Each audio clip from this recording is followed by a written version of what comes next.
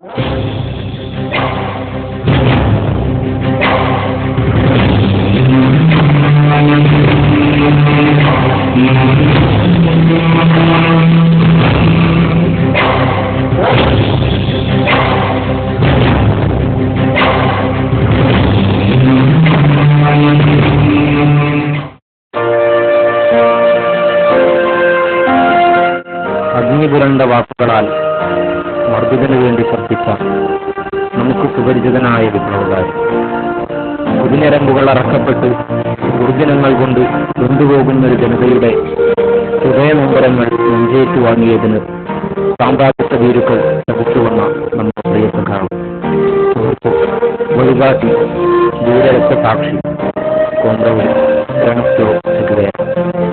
പ്രാഥമിക വിദ്യാഭ്യാസ കാലത്ത് തന്നെ ചെഗുവേരയിലെ വിപ്ലവകാരി പ്രവർത്തിച്ചു തുടങ്ങിയിരുന്നു.